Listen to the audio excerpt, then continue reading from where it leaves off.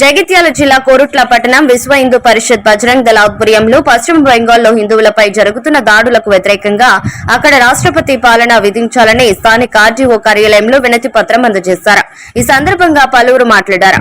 భారతదేశం హిందువుల దేశమని, ఇక్కడ కొంతమంది మతోన్మాదులు వేరే దేశాల నుండి పశ్చిమ బెంగాల్ వలస వచ్చి మత చిచ్చు రగిల్చి హిందువులపై దాడులకు ఉసిగొల్పుతూ ప్రజల మధ్య అలర్లకు దారితీస్తున్నారని అన్నారు.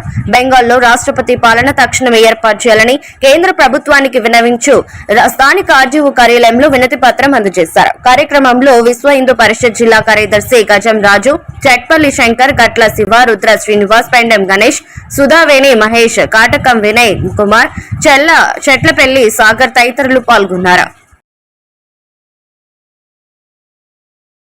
పశ్చిమ బెంగాల్లో వక్ఫ్ చట్టాన్ని ఆధారంగా చూపించి సాకుతో బంగ్లాదేశ్ నుంచి అక్రమంగా చొరబడ్డ ముస్లింలు, రోహింగ్యాలు చేస్తున్న దమనకాండకు స్థానిక ముస్లింలు కూడా తోడ్పడుతున్నారు.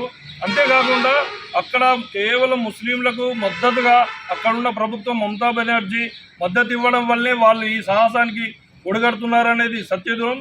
కాబట్టి ఈ ఇంత జరుగుతున్న ఘోరాన్ని కేంద్ర ప్రభుత్వంతో పాటు రాష్ట్రపతి రంగంలోకి దిగి అక్కడున్న మమతా ప్రభుత్వాన్ని రద్దు చేసి రాష్ట్రపతి పాలన విధిస్తూ బంగ్లాదేశ్ సరిహద్దుల్లో కనీసం ఒక 7 జిల్లాల్లో అక్రమంగా చొరగబడ్డ ముస్లింలు, బంగ్లాదేశీ ముస్లింలను వాళ్ళని వెంటనే బయటకు తరిమివేస్తూ అక్కడ 7 జిల్లాలను కూడా అవసరమైతే కేంద్రపాలిత ప్రాంతంగా ప్రకటించితే అప్పుడు మాత్రమే మనకు ఇక్కడ మన పశ్చిమ బెంగాల్ మనకు అదుపులో ఉంటుంది.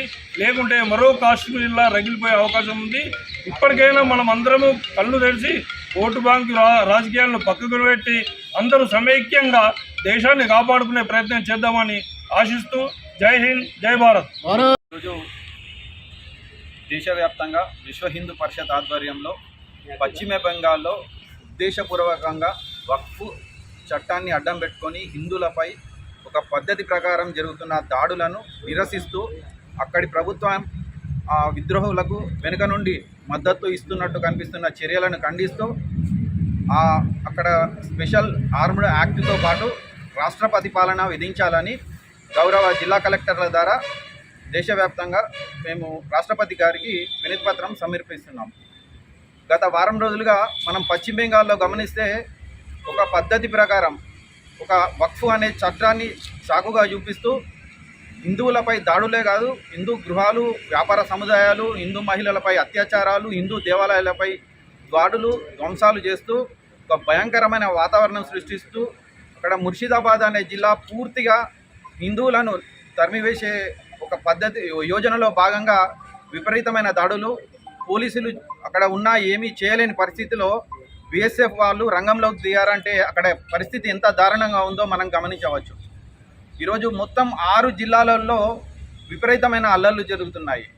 అక్కడ ఉన్న సమాచారం ప్రకారం ఈ అల్లర్లతో స్థానిక ముస్లింలే కాకుండా బంగ్లాదేశ్ నుండి వచ్చిన రోహింగ్యాలు, మిగతా వాళ్ళు అందరూ కలిసి దీంట్లో వారు చాలా పద్ధతి ప్రకారం మైనర్లను ముందు ఉంచి 12 సంవత్సరాల నుంచి 14, 15, 16 సంవత్సరాల వయసున్న వాళ్ళను ముఖ్యంగా ముందు ఉంచేసి వాళ్ళతో దాడులు చేయిస్తూ రేపు ప్రొద్దున ఏమీ చేయలేక నిన్న మళ్ళీ ముస్లిం సంఘాలను పిలిచి వాళ్ళది తప్పు లేదు, హిందువులదే తప్పన్నట్టు, బీఎస్ఎఫ్ వాళ్ళదే తప్పన్నట్టు దేశ సైనిక వ్యవస్థను కించపరిచే విధంగా మాట్లాడడం జరిగింది.